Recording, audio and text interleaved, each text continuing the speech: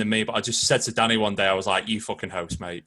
Your face looks a lot better as like the face of the product than fucking me. Imagine me on a thumbnail, like, and the host of the show is...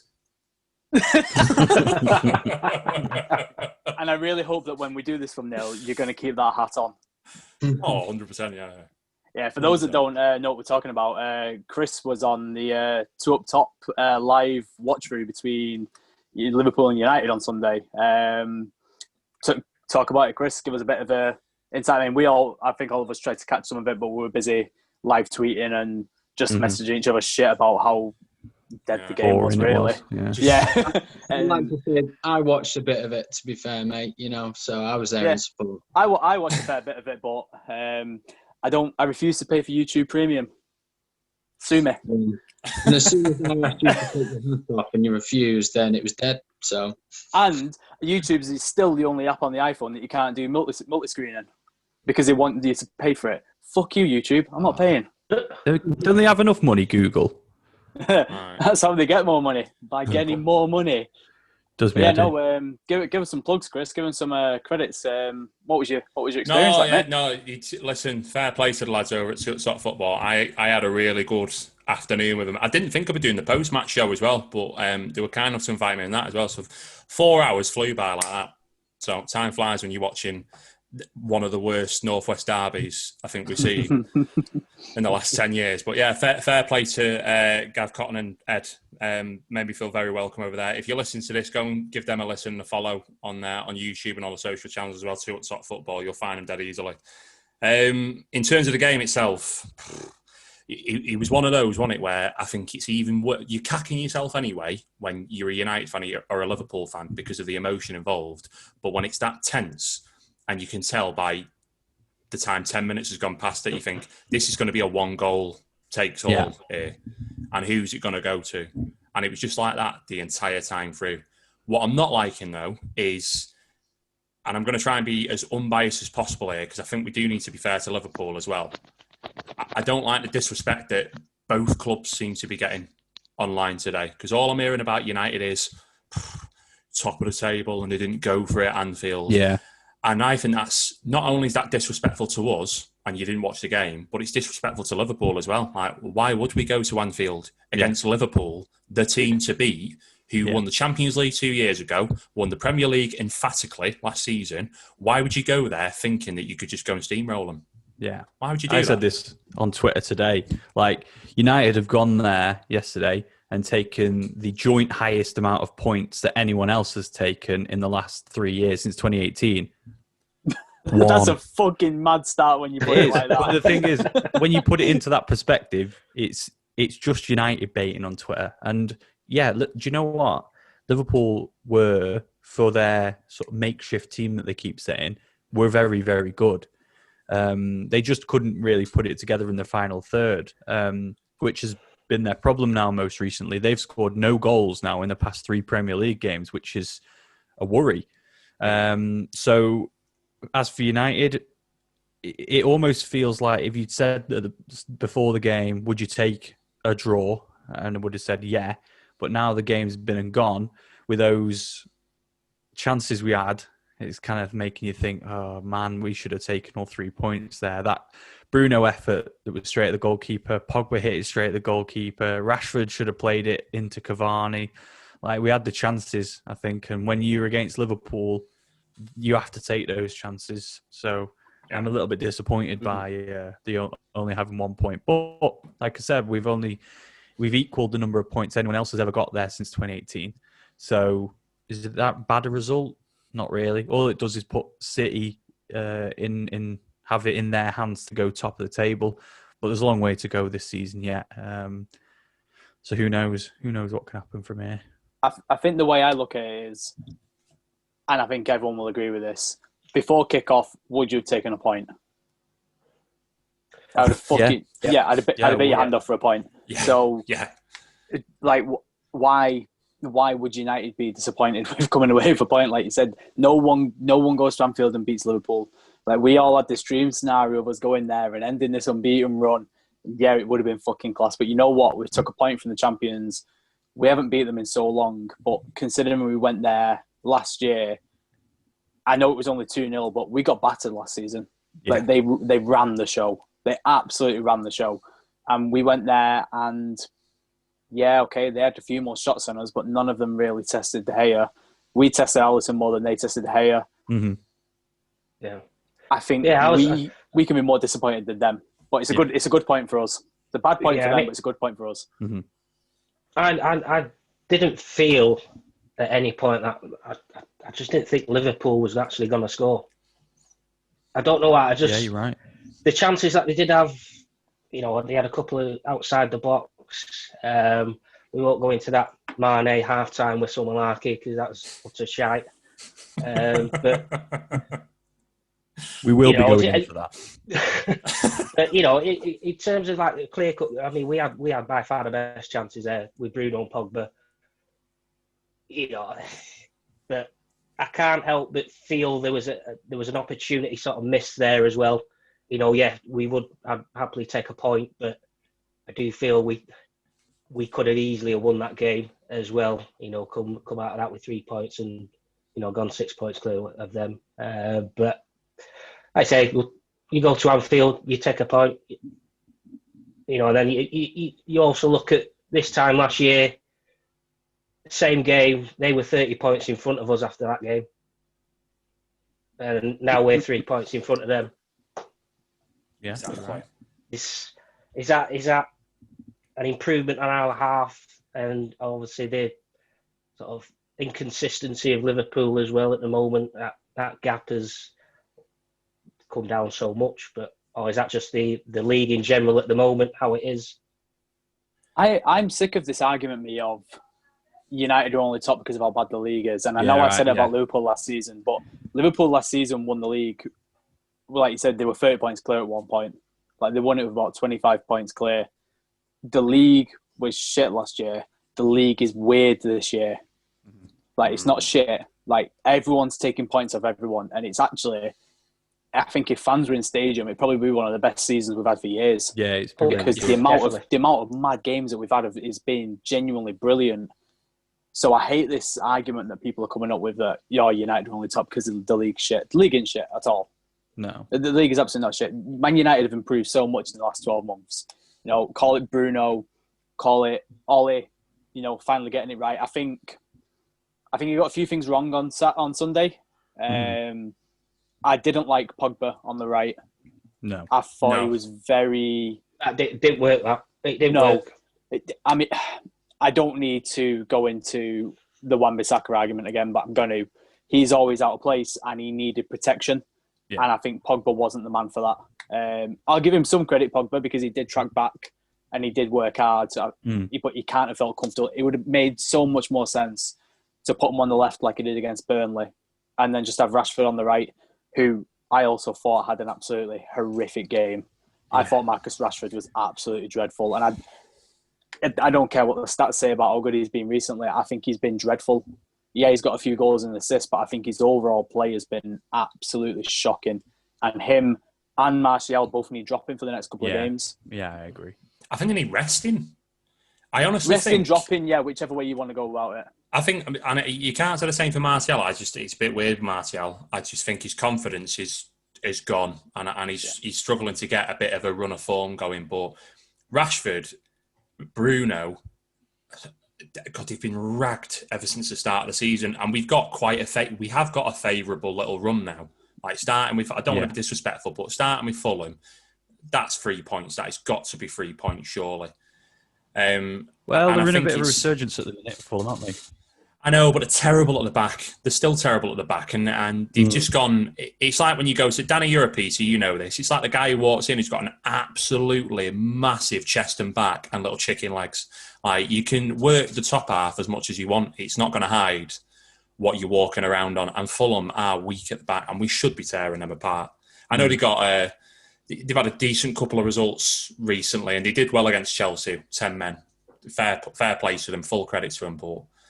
I think we need to start rotating the squad a bit now. I think we need to start bringing in, like Diallo, for example. Let's get him involved. Throw him in. Let's see what he can do. Are you calling Fulham Johnny Bravo? I am calling. Man, I'm Fulham. Yeah, and do you know what? I would love to see Diallo come in.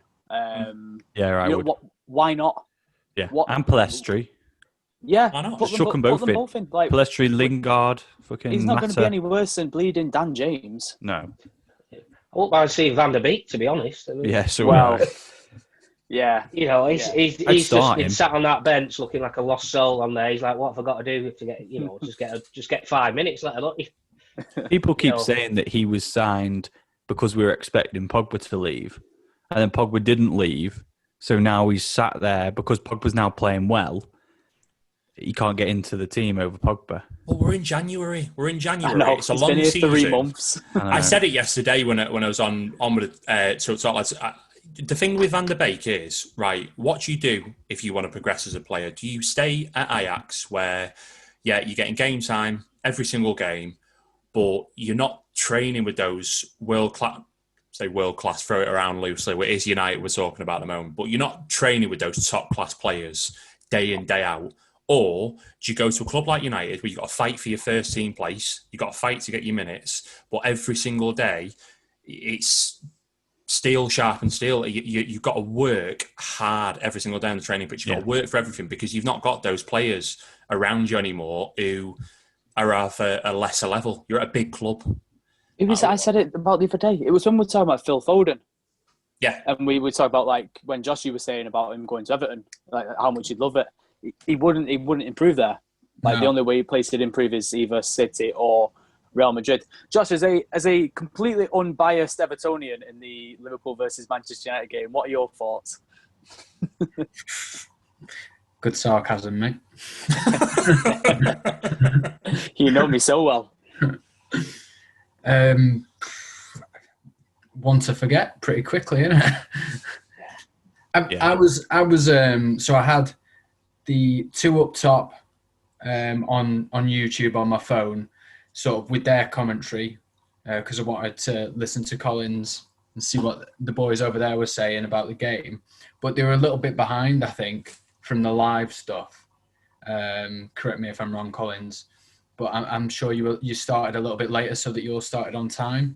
Yeah, you got to sync up on time and stuff. Otherwise, one of you is just celebrating while everyone else is wondering what the fuck's going on. Which is unfair, especially when you've got a Liverpool fan in there as well. So fair enough. But I had your commentary on, and it was quite interesting to listen to you boys talk about it, but like 10, 15 minutes behind what actually happened to get your assessment on what I'd seen. So like you were going, oh, like all the close chances, and I was chuckling to myself listening to you all. So that provided me with some entertainment, but the game itself didn't, unfortunately. So thank God for you boys on that YouTube. It was like us watching the Burnley game last week. Yeah. Dale was like 1 minute behind. I was 10 minutes behind. Yeah, well, as a non-Liverpool, non-Man United fan, it wasn't the best game, was it? But that's probably got a massive thing to do with Sky Sports, as they do every year, bigging it up to be. I mean, I fell into the trap. I thought it was going to be the most important game of the year, and it still may be. I don't know. Probably not. I think if one team had won that game, it could have been the biggest result of the year. But because it was a draw, and that's the result that all of the teams surrounded you at the top won, maybe on that basis, it's the most important result of the year because it gives everybody else a chance, like City, to creep back in and go top now if they win the games in hand. City are quietly going about the business, aren't they? They're just. I think that's a really good point what Joshua just made there, where like the draw suited everyone apart from Liverpool. Yeah. Like the only team that did not benefit from that draw was Liverpool. Yeah. We stayed top. Leicester and City had a chance to come in. Everton go above them if you win your game in hand. The only team that disbenefits is Liverpool, and I wonder if that's going to do anything mentally to them, especially now that like 3 games without a goal, still struggling. I was going to point the conversation there slightly. So just looking at the table, Liverpool are on obviously 18 games played, like the rest of us. City are on 17 games played on 35 points, but also on 17 games played with 32 points is Everton. So our game was against City that we missed because they had COVID. So is that the game in hand then? It is technically the game in hand, yeah. But it's not the game you'll play to equal it out. No. Right. Because if it was, that'd be nice, that. But that being said, Everton may or may not get an easier game to play in hand. So if all is said and done, say City do win their game in hand and they'll go to 38 points. United would be second on 37. Everton would be joint third with Leicester on 35. It would only be goal difference that would separate you. So what a season Everton are quietly going about as well after a really good start to the year. Talking about title contenders, everyone dropped off and everyone's sort of forgot about them, and now they've kind of got back on with it again. So just to build on that, like, so you say City would be first, United would be second, Everton and Leicester would be joint third. What position does that put Liverpool? They would be fifth. Thursday nights, Channel 5. Thursday nights, Channel... Imagine if they didn't finish top 4 this year. Oh my God! Well, he's come out, hasn't he, Klopp? I think he's come out and said the aim's to qualify for the Champions League. I'm sure he's come out with that. Oh, he's doing a Mourinho. Yeah, he is doing a Mourinho. That's exactly what he's doing. Well, the thing is, they've got Burnley next. Yeah, he's measuring expectations now, isn't he? Yeah. That's definitely what his plan is. They've got Burnley Thursday, then us again in the Cup, but then it's Spurs. Yeah. We're talking about Everton. Spurs have slowly started creeping back up again. They've done a City and an Everton and even United in that respect, where everyone stopped looking at them again and have crept into fifth. They're only 1 point behind Liverpool. Mm-hmm. So I think they'll shit themselves. I think Liverpool will beat them. I think Spurs will shit themselves. I feel like Liverpool and Spurs, this is how mental the season is. They only played each other like 3 weeks ago. Yeah, it feels like it, doesn't it? Like, because shit, we were all pissing ourselves at the Sherwood bleeding gifs going around on the internet. Like, oh, yeah, I could just see Tottenham just adding this out. Absolutely no go. Oh, no.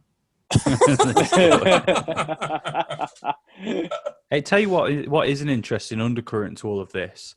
That we play Liverpool again next week in the FA Cup. Now, that'll have a completely different complexion to it, that game. Because it's not really.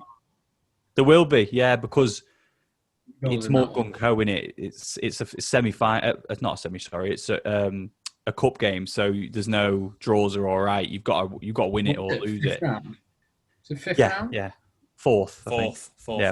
Yeah. So I think that Klopp may decide to mix it up and change the squad around a bit, because they've got to protect some of their players for Champions League and the Premier League running.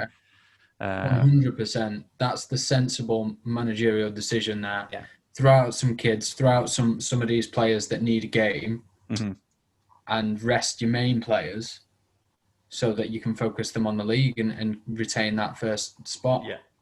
I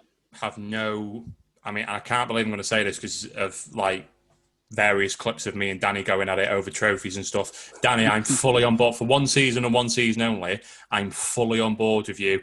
Fuck the FA Cup. Fuck the Carabao Cup. Fuck the Europa League. Play the kids and rest everyone for the league, because you think the fixture schedule now is hectic by the time it gets to May, because what a lot of us haven't considered.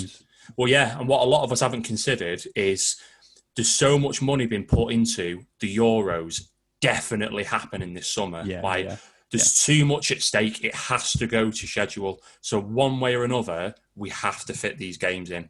And it's going to get mad. Come April and May time, it's going to be games every 2-3 days. We are going to be balling, mate. It's going to be sizzler every single night for us. It's just going to be games. We are going to be pubs will be open. Out of anyone that was going to bring that up, I knew it was going to be you. Love it. The thing is, did you see it will be like the first lockdown, When it was a game every night. How good was that? Did you see the 15 days straight? There was a statement made by the FA, the PL, the FPL, and the WSL, talking about the new protocols where players they don't want them hugging, kissing, getting involved, managers even touching elbows rather than shaking hands. And I think it was Jim White that was talking about it on Two Fingers on TalkSport when I was listening to it the other day. Yeah, Chris is going for the glass, he knows. And he was saying like that there was a final sentence where it was just like, if we are to finish the season in May, if we are to get this season finished with, these players need to adhere to these rules. And he was kind of analysing it like, this is a last chance saloon. Like if these players don't do what they're being told now, like the season is going to get derailed once again. And then that puts us realistically in jeopardy of not going to the Euros or our season extending after the Euros. God, imagine that. I actually thought it would have been a when it was starting to get really rife again. I wouldn't have been shocked if we'd had a little circuit break, continued the season in like mid-Feb or something, gone up to the Euros, and then finish the Euros, come back, finish the Prem season, start the Prem season late November time, to then sync up for a full year ready for the Qatar World Cup. Now, to me, the way coronavirus was spreading back then, that would have made a fuck ton of sense. So then we wouldn't have been dicking about with this stupid World Cup, which is going to be in December. Yeah. Do you know, they said on the radio today, though, that the number of positive coronavirus tests in footballers, in the professional footballer testing, is like vastly down. There's been 16 across the whole of the Professional Footballers Association today, which is a massive improvement. So I guess it was 40 last week in the Premier League. It was very high. So we're coming down, which is good. As is the trend across the country. A little bit of good news is that I think it was down 20% last week, and it's down even about 35,000 infections over the last day or so, which is down from like 100,000 a day the other week. So we're heading in the right direction, it seems, and hopefully we're kind of on the way out of all this shit show. Pub for the Euros! Imagine being in the pub, launching beer everywhere. As Gareth Southgate absolutely bottles it once again. Oh, mate. I just hope they don't extend the season. I hope they don't extend the season, because can you imagine how much of an anticlimax it's going to be if we get to the Euro final? Looking at that fixture schedule. Like, what's the plan with the games this week, lads? Well, it's England and France in the Euro final Sunday. And on Wednesday, we've got Aston Villa at Old Trafford. That'd be weird. And Aston Villa are still quietly going about the business, aren't they, as well? Well, they've got 3 games in hand. They've got 3 games in hand. Interesting point. City's game in hand is against Villa. Yeah, this week, isn't it? And one of ours, because we were supposed to play them at the weekend. It's Wednesday. They play it before we play. They're the 6 o'clock kickoff. So Villa have had 2 weeks rest. Yeah, but they've also got a lot of the club coming back. Does that work in their favour? I don't think it does. Didn't for Liverpool. Liverpool had like a week, 10 days off. Liverpool did before they played yesterday. Yeah, good point. They only had a few players. Like their games were called off because of other people's COVID, weren't they? Whereas like Aston Villa's squad, by the sounds of it, was fucking decimated. So if these players are coming back from respiratory infection, like we could see them struggle. Yeah. Do you not think that, given that Liverpool had 10 days off? Yeah. They would have practiced their shooting. Maybe they could have signed a striker. It's January. If Firmino had done some shooting and a defender, if Firmino needs to get some practice in because he was fucking shite. Do you know what? Do you know what's mental? How much are they missing Jota? I know, because they've realised that Firmino is not a striker. So. Oh, mate, I'm sick of hearing the things about Firmino now, and the jobs he does for the club and all the rest of it. Like, I honestly couldn't give a fuck. Get rid of him. Like, he's just not good enough. He had a shot yesterday, and it went about 75 yards wide and over. And I just thought, like, there's going to be someone. I thought to myself, and I didn't say it because I thought I don't want to look like a biased knobhead on someone else's podcast, but I just thought there's someone out there right now, a Liverpool fan, trying to defend that shot. Do you know what? Well, it's a good job he's not a good footballer, because he would have seen Andy Robertson in about 30 yards of space. Yeah, Andy Robertson was pissed. He looked exactly like Cavani did when Rashford raced through. Fuming, absolutely fuming. Should we talk about something else that can really lift spirits up, boys? Leeds United. Well, To start this one off, I saw on Twitter today the Leeds fans going crazy over a striker. What's his name? He's just come back from injury or something, I think, for him. And he was in sorry, is this the one you put it in the chat? Yeah. He was in an under-23 game. Or was it a training game? Lorente, yeah. And he hit a shot from about 35, 40 yards out, and it went over the bar. And everyone was going mad. They were like, that fucking strike, mate. Oh, my God, that was amazing. Oh, my God. If that was on target, it'd have hurt the keeper's hands. We're like... But it was over the bar. If it was in a real game, you would have endangered the disabled section with that one. I know, but breath of fresh air, that mate. Oh, you've got to give full credit to Bielsa. I keep hearing it. And who plays football to sting the keeper's hands?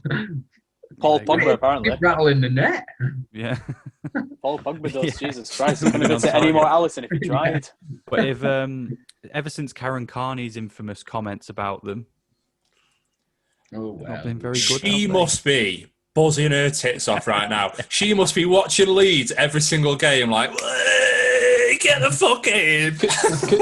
Can I make a little statement here before we do carry on with that? As people who are on football Twitter, right? Yeah. Don't fucking say you're going to rape someone just because you disagree with the comments. Like she is paid to have an opinion. Now, whether you agree with that opinion or not, that's besides the point. Tweet us saying, "Oh yeah, you fucking idiot," like, "Oh, disagree with this." She's paid to be on TV to have an opinion. She's a great pundit, Karen Carney. She's a great pundit. The fact that she's had to delete her Twitter because she's had people threatening her with rape and killing her, all because she said about your players would have fallen off a cliff, but if it wasn't for COVID. Oh, fuck off! There's no wonder every club in England hates you. You fucking cunts. Yeah, twats. There's no need for it. Absolutely no need. But anyway, you're going down, Leeds. You're fucking going down. What will that do for your bet, boys, if Leeds go down? Oh, it nulls and voids it, mate. No, it fucking doesn't. If Sheffield United finished 20th and Leeds United finished 19th, I still win. Mate, what are we going to do if Sheffield United get a little bit of a run of form and they both finish level on points? So we're just going to be like, we shouldn't have done this, mate. Let's just call it quits. We'll not speak about it again. Head to head. Yeah, head to head. Newcastle. When Sheffield beat Newcastle and got the first win on the board the other night, you could just see Collins was there like, gonna fucking. It's happening. It's fucking happening. Fucking love it, mate. As soon as Billy Sharp came on, he's all about goals, that man. As soon as he came on, I thought he's in the bag. There's 3 points. I don't think Leeds are going to go down. I don't know. It's just because there's 3 worse teams than them. Yeah, there is. Yeah. Sheffield United, West Brom. Okay, I'll give you that one. And Newcastle United, because I genuinely think Newcastle are putting themselves in this fucking relegation battle. Have you seen this first half? Yeah. They're not looking bad, Newcastle, mate. No, but they also look good against them in the FA Cup and then went and lost at Sheffield. Good point, well made. Okay, so can I just interrupt with a little bit of breaking news? It's kind of breaking news. So apparently, this is from the game that's going on tonight. Pierre-Emerick Aubameyang has missed an open net and hit the post. Hang on, rewind. Say his name again. Is that the demon then? Is that the Pro Evo version? Breaking news: Pierre-Emerick Aubameyang. It's not German, so I can't get it perfect, you see. Okay, I'll try again. Pierre-Emerick Aubameyang. Oh, God. That is... Okay, that's sexual. Say that again, but take your top off. We're over 18 podcasts now, are we? Yeah, so apparently he's literally missed an open goal and hit the post. Simon Jordan is definitely not enjoying the game because this is his tweet. Wow, both of these teams are bloody poor. If Andy Carroll was a horse, you would shoot him. Carl Darlow, every time he kicks the ball, it's straight to Arsenal. Good job Aubameyang signed that new contract. Shite emoji. Who knew the egg timer symbolised months per goal? Wow. Oh, I'm crying. If Andy Carroll was a horse, I'd shoot him. Oh, what a tweet that is. Yeah, animal cruelty all rolled into one. Oh, mate, Peter are fuming right now. That was on a par with Gino De Campo when he said if my mum had wheels, she'd be a bike. Should be a bike, yeah. That's what it sounded like. If Pierre-Emerick, I can't say his name now. So yeah, sorry to interrupt, but I had to share that. Can't we just call him Aubameyang? That Arsenal striker. Yeah. The one that can't score. Which one? Yeah, Gabonese fella. My God, it's amazing how much he's fell off a cliff. He's obviously still quality in it. He's not turned into a bad player overnight, but that's where he's not missed from there. No, he's not missed that. Yeah. Oh my God. Oh my days. He hit the far post. Did I read something that Madrid were going in for Lacazette as well? Ah, you mentioned it. Yeah. I saw that last night and tweeted it on the 4M1T. I was like, I cannot believe what I'm seeing here. But Real Madrid, the thing is, though, is it that surprising? Because Madrid are bad. Barcelona, Messi, what is he doing? He's just lost the plot.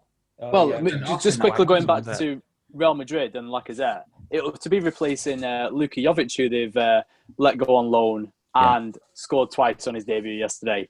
Good fucking lad. I like him. I think he's a good striker. From what I've seen of him at Frankfurt and highlights and things, he seems ruthless. He played really well up front for Everton, you know. Do you know what? Funny you should say that. He reminds me of Giroud. No, he's a good striker. I would have had him at United, Jovic. But maybe going to Madrid has like tainted him almost, hasn't it? Because I was going to say, do you think the move was too much for him? Probably, yeah. And Hazard, what the fuck's he doing? Hazard is a weird one because of all of his injuries. But Jovic is the same though. Jovic had a lot of bad injuries when he got there. How old was he when he got there? Why did he injure themselves? I swear he's only like 23 or something. He's not old. Jovic, he's well young. Big move. 23 years old, yeah. Big move at a young age. It's one of them, and it can go either way, can it? You can sort of blossom, but then again, the pressure. How old was Cristiano when he went to Real Madrid? 25. Yeah, about that. Yeah. Yeah, like. But Cristiano had also won a Ballon d'Or. Yeah, Cristiano Ronaldo is Cristiano Ronaldo, and it's not really fair to compare, I don't think. But I don't think you can compare anyone to him, really. Hazard hasn't got any excuse, though. No, absolute world-class player. And he's since he's gone to Madrid, he's turned into the Wilshere of Madrid. Like, all that promise, but injuries constantly. And he turned up overweight. Yeah, and weight issues. Going back to what's going on with him. Moving back to Barcelona and Lionel Messi, did anyone see his red card last night? Yeah, I did. Did he twat someone? Yeah. You know. It was his first red card of his Barcelona career. See, that is mad. Don't give a fuck anymore, does he? No, he's out the door, isn't he? But the thing, I was thinking about this today because obviously all the anti-Messi people on Twitter are loving this, and it's actually quite sad because Messi's legacy is almost being destroyed because of his end at Barca and getting knocked out by Liverpool 4-0 that time, and the current downhill fucking momentum of Barcelona as a football club is dragging Messi's legacy down with him.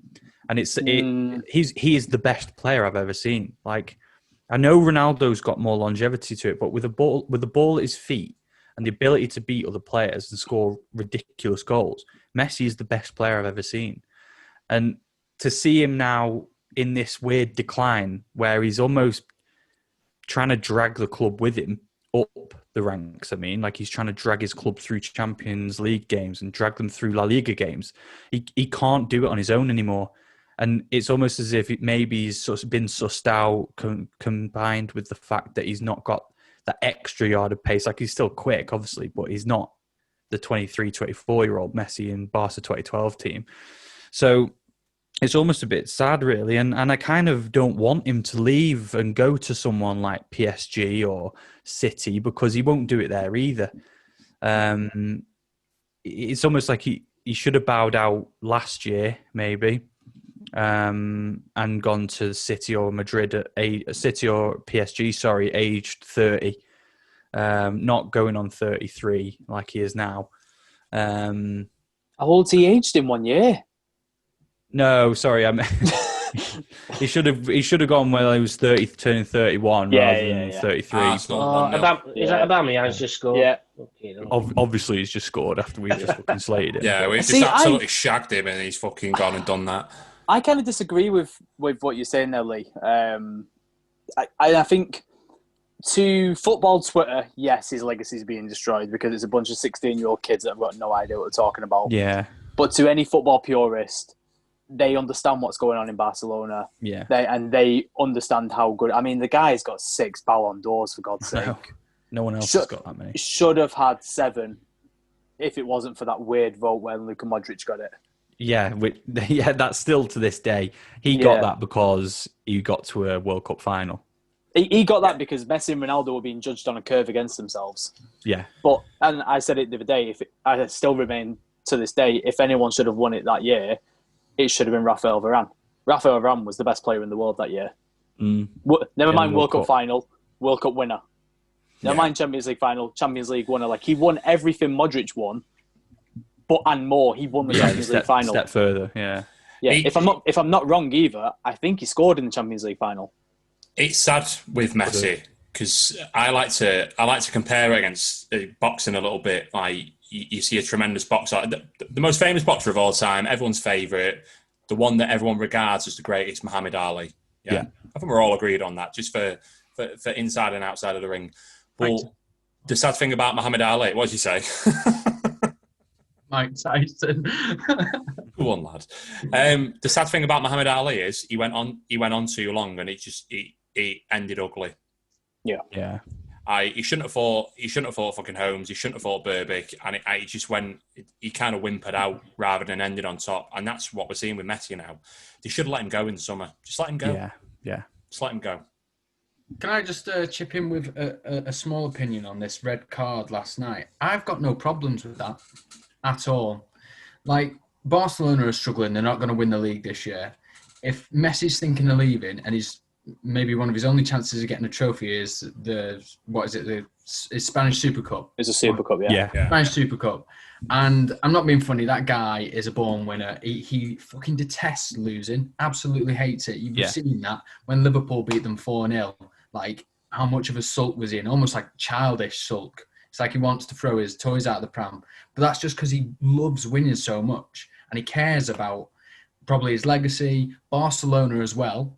Because obviously it's well documented about him having, he needed the hormone growth injections when he was a kid. Yeah. And Barca were the only team that would really take him on to help him through that.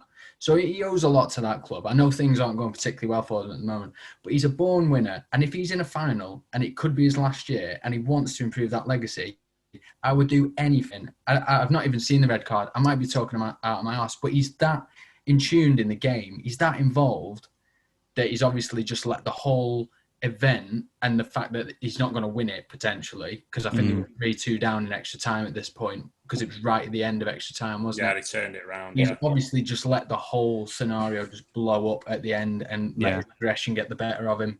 Mate, he clouted someone over the head.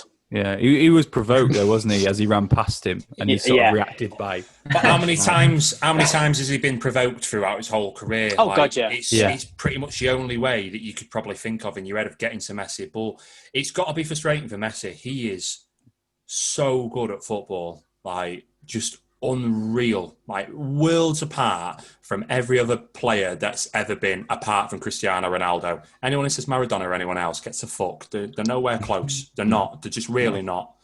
And it's got to be frustrating for Messi that he's played with so many good teams, good players at Barca, and he looks right. He looks to his left and he looks to his right, and there's just nowhere. There's no class anywhere. No. There's no. nothing. I've watched a lot of Barcelona this season, and the team is bang average. Random names on a team sheet now. I've never heard of. Ronald Araujo at centre back. Pedri. Like, Pedri's looked good whenever I've watched him, but again, he's a kid.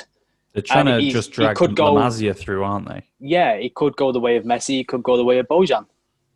Yeah. Like, you don't know with these kids. They've got no quality at all. Ousmane Dembele's played 3 games, so he's ready to get injured again and go for 6 months. Mm. The Griezmann experiment just hasn't worked. No. They sold Arto for 10 million and Merlin Pjanic. Silly. Yeah, mental lies. Pjanic done anything? Is he Barely plays, mate. He barely plays.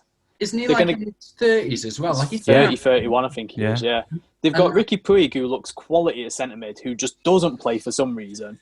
And they've got Braithwaite as their option up front. It's weird. They've sold Suarez. I They're think going down. If they get Wijnaldum and Depay in, I think that will make. I think that considerably. That makes them considerably better. They are 2 top quality signings, especially if they get them on free transfers. They are 2 brilliant signings. That's what? going to improve them, but Wijnaldum is getting on a bit. Yeah. Depay is not a spring chicken, so they're not signing. They're not making smart signings.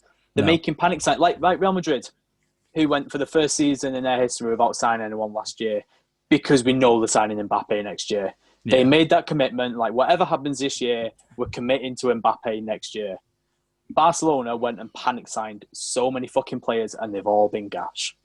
You know what they need to do? They need to just do an old style, almost an old style Madrid, and just say, right, Van Dijk, you're ours now. Right, fucking Haaland, you're ours now. Yeah. Bruno and where's the money? Fernandes, you're Where's the ours money now. coming from? And that's the problem with Barcelona. Kevin They De haven't got the Bruyne, money. you're ours. They need to just go and get those players to take them back to the top so that they can attract the younger youth talent again. Do you know how they could have got that money? Selling Messi. Selling Messi, yeah. Well, when they get him off their wage bill, that'll be 100 million a year. They're not paying I know anymore. they could have got 100 million up for him this season as well. They could have been 200 up this year. It's ridiculous. It's the same But they with need to Özil. get. Now They that need to Özil's get gone. Griezmann off. know Coutinho's what? still on the wage, isn't Congratulations, Mesut I Ozil. just don't waste money on absolute dribble. Yeah. That's one way of putting it. I love how we could just talk about something for 20 minutes and just go so in depth, and Dale, in the space of 5 seconds, just puts it better than we've just done over. I know. Like, you know, you look at it like 200 million on Griezmann and Dembele. Yeah. What have they done in 2 seasons, 3 seasons, 4 seasons? You know, Done Fortnite dances. yeah. We've had dog dirt and we've had dribble. The adjectives that come out of Dale's mouth are absolutely fantastic. Can we just go back as well? Did you say Pedri before? Yeah. Who's Who's that? The kid that's come through La Masia. That fuck up. You've made him up. That's chalk ice Pedro. That more than one of Pedro. We've got Pedro at home. He's going to be playing with Pierre-Emerick Aubameyang. Yeah. Have any of you seen the goal? Nope. Yeah, I've seen it. Yeah, it's good Good finish. goal. Good Yeah. goal. Speaking of good goals this weekend, boys, and players who were dribble, but I think have really come into their own this season, Tanguy Ndombele. Mm. He never meant it. He absolutely meant it. He did. Didn't. He did. He didn't. He did. It's fucking Ndombele. He never meant that. He absolutely meant it. He was No like, I'm going to chance. dink this and someone's going to add it in. Oh, and it's I've in. looked at it. I've just seen it for the first time because I missed it. It's the only goal I missed in that game. No way. He's crossing that. No chance. No chance. He's meant it.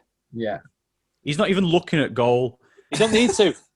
Doesn't need He's a to. class player. No. He's Yeah. playing in the top Nah. league in the world Nah. and he definitely meant it. Yeah, listen, you're making Lee that angry. He's turning into a Yorkshireman. He's not even looking at goal there. Yeah.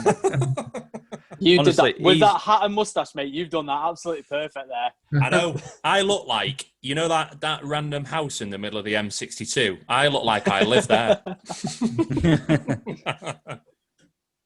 No, I think No, he did not mean that. I think he's coming to his own this season, and I think the lad next to him, especially Højbjerg at Spurs, Yeah. has been an One of the signs of the absolute season. revelation. Yeah, best I- signing.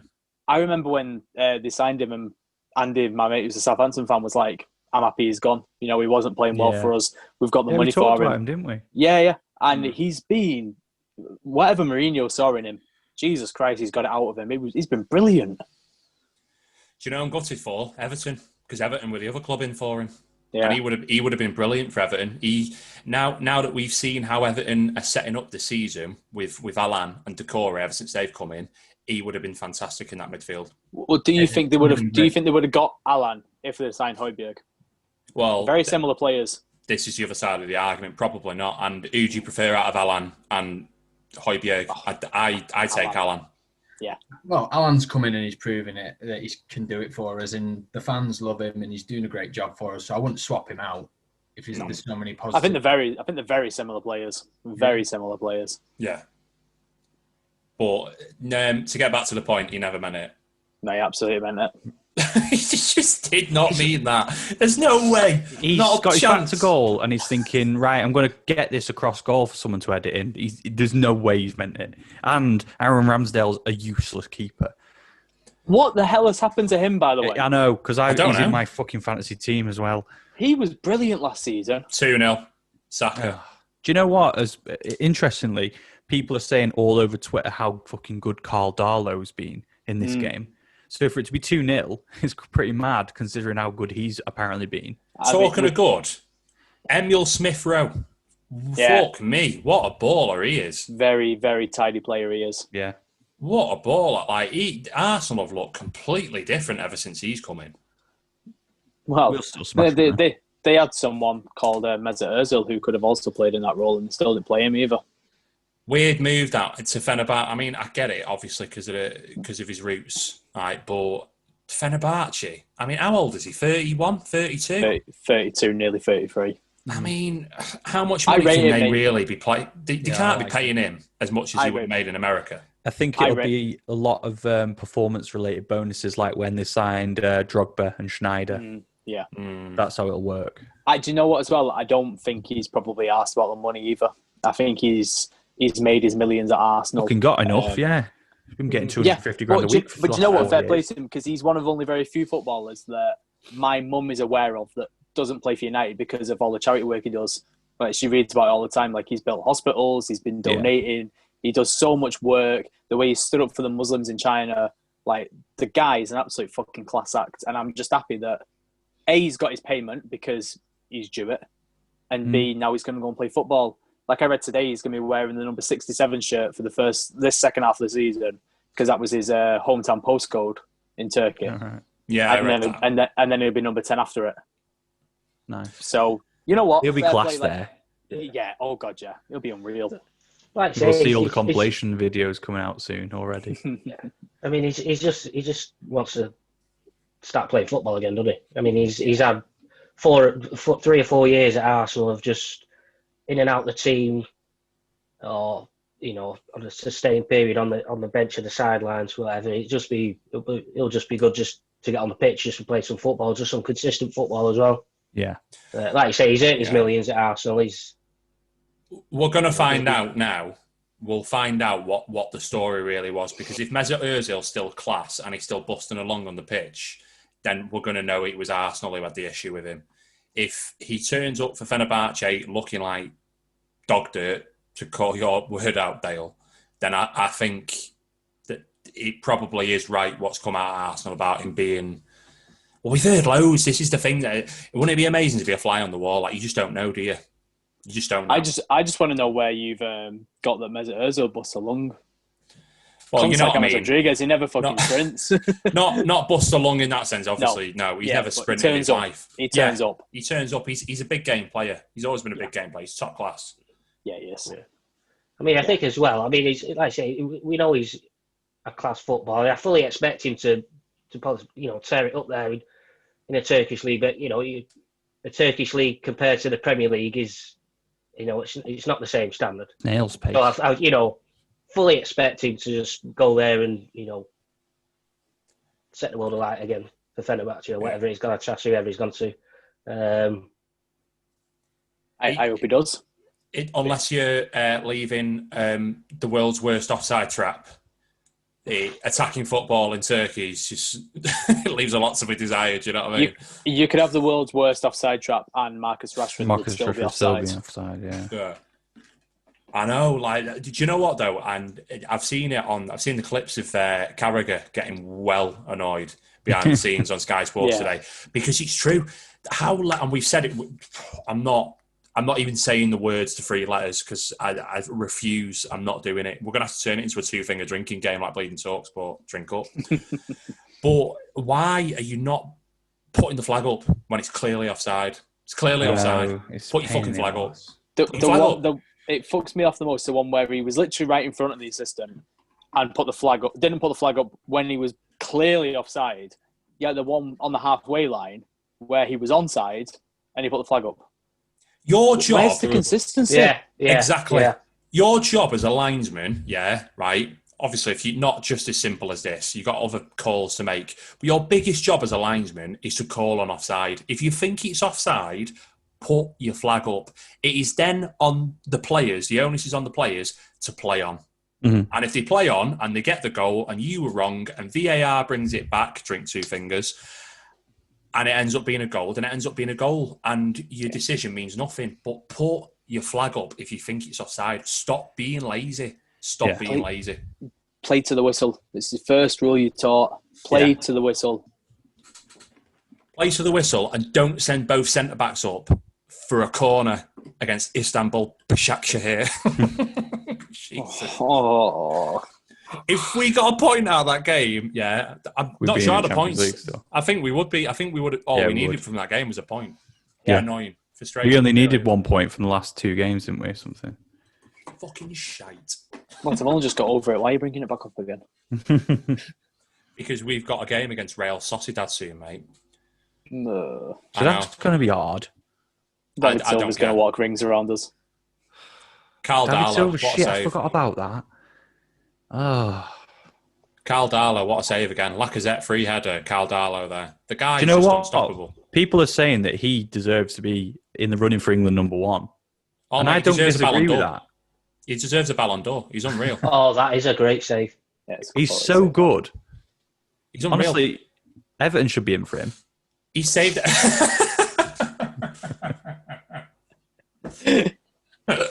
You know, I'm going to make a fucking a bingo or a drinking game, and that is going to be one of the fucking scratchings on it. I'm back in after that. I can't sit here and listen to this.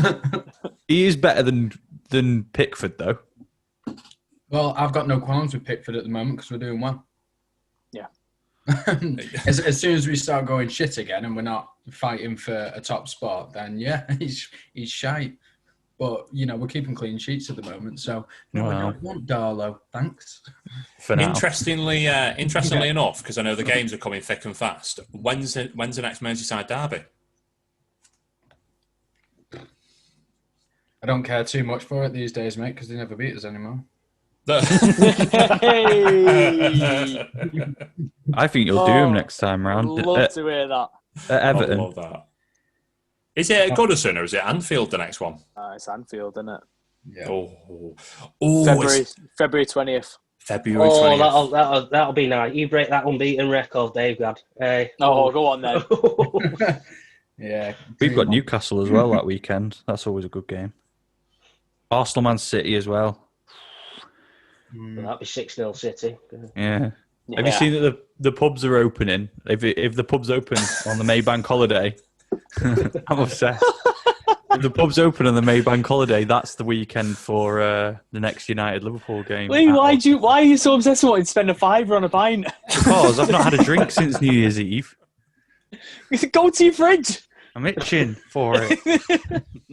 Do you remember what happened last time you went on a exactly January? Do you know what? I had a flashback of that the other day because I was in Aldi and saw the little 4-packs of the not alcohol-free Budweisers, and I'm thinking, oh God, that's this time last year. That is water. That is. That was so funny. When we got those, me, you, and Ian, we were sat there watching the football with our betting slips, drinking these. I remember this. Fucking hell! And we were like, oh, this is fucking boring. Should we just get smashed? Then we went to the pub, and I was having to text my missus and ask for permission, like. You don't need picking up from work really tonight, do you? No, not really. I'll get a lift. Right, get the fucking Guinness in. That Guinness, almost went down just because that one in that drinking contest against Steve. Oh, yeah. I remember you putting them pictures in that chat of yous with them alcohol-free beers and betting slips on the table. Yeah. I was like, Well, don't look like fun. And literally 2 hours later, you were steaming. At least now we've not got the pubs to go to or no temptation. Like I'm sat in the house 24/7, so I don't mind it. Drink. No, well, I did it through the first lockdown, and I just ended up like falling asleep on the couch too often with Carlin all over me. with a picture message in the group chat at 3 o'clock in the morning. Yeah, exactly. So I've kind of got away from that a little bit. So I'm looking forward to having my first beer again in a few weeks. Are you doing the full Jan? Yeah. Well, I'll probably do longer than January, to be honest. I don't feel like a beer, really. I never started. Well, I just like the idea of the pubs being open, because then I can go if I want to and drink 12 pints. It's not even that. It's just the last time you were in a pub, and you said it on the podcast, you were saying how absolutely shite it was. You were like, didn't have the football on. So I had to, me and Ian just like huddled around my phone thinking, yeah, this is class, this, yeah.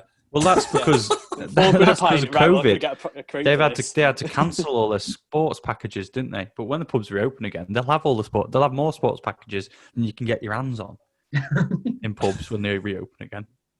I can't wait for that. Too much sport. I want too much sport and too much beer in too many pubs in one day.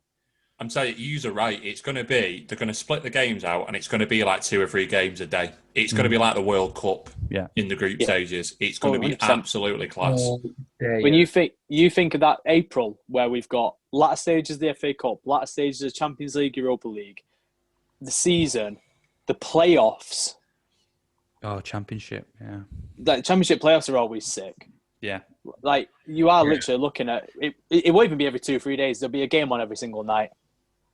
There's been some amazing playoff finals and semi-finals over the years, haven't there? The last few have been disappointing, and I think it's because it's become a game that everyone is scared to lose now. Yeah. And I get money involved. Yeah, like it's the 120 million game, isn't it? Like it's the richest game in football. So I get that, but 120 million? Yeah.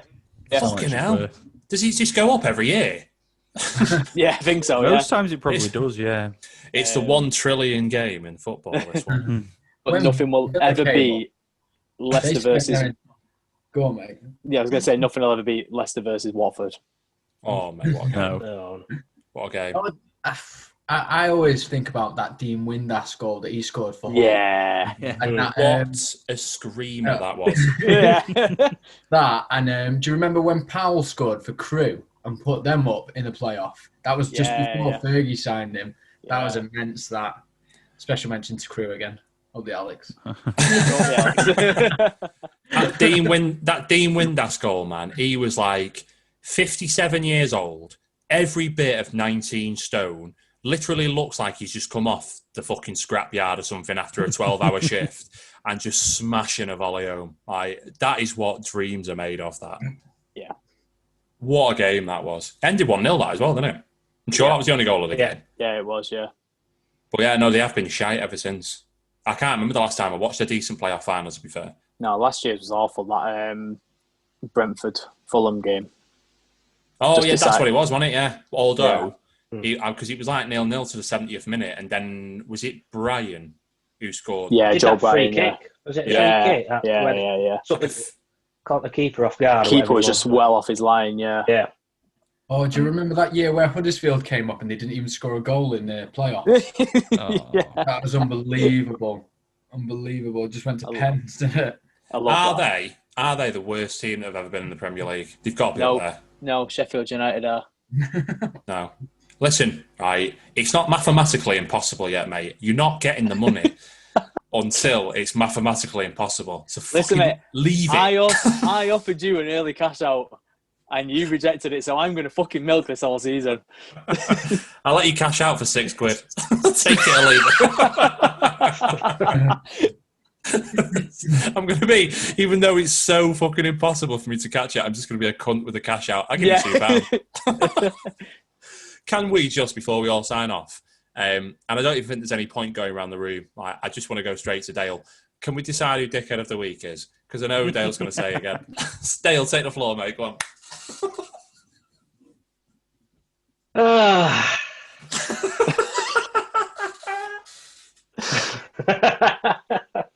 Where do we start with Celtic again, eh?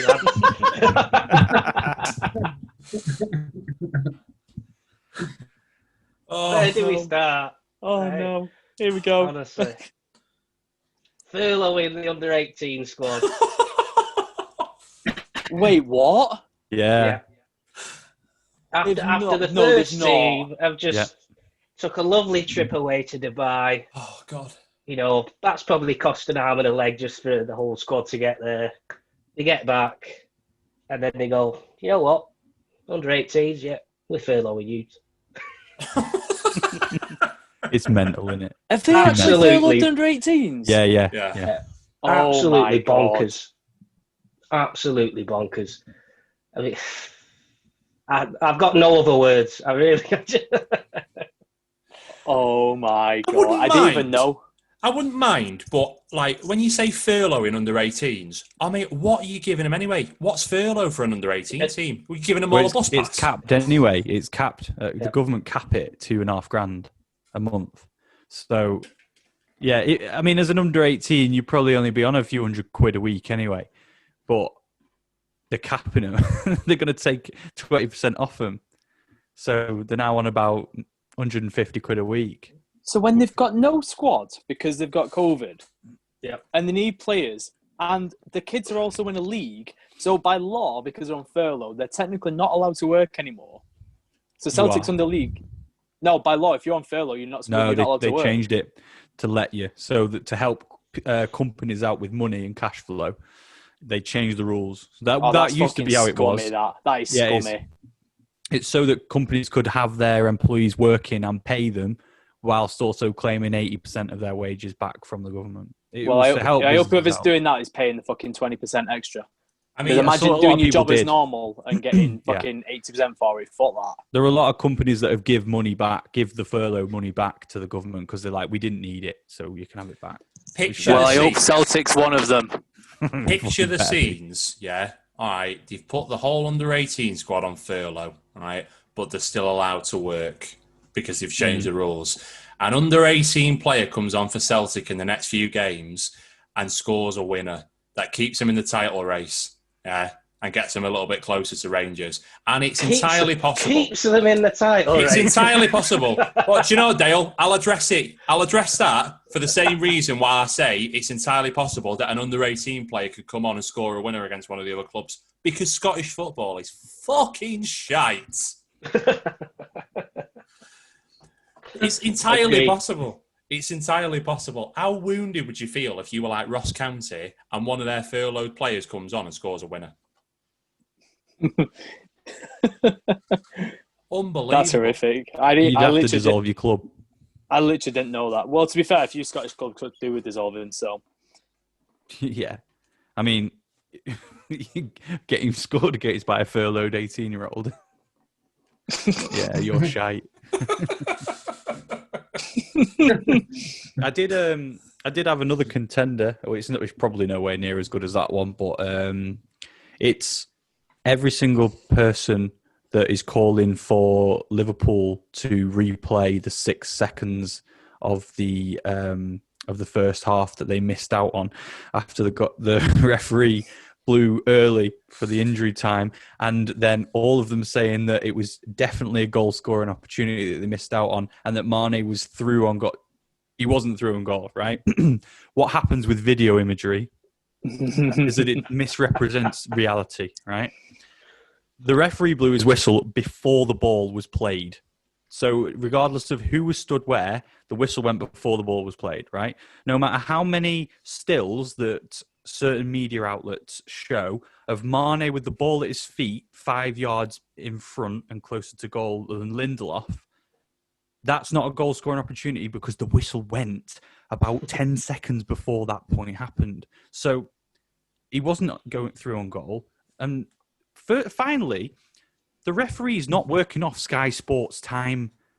The referee's got his own watch. So there is nothing to say that the referee's time isn't actually 6 seconds quicker than what Sky Sports' little fucking digital clock is saying on the screen.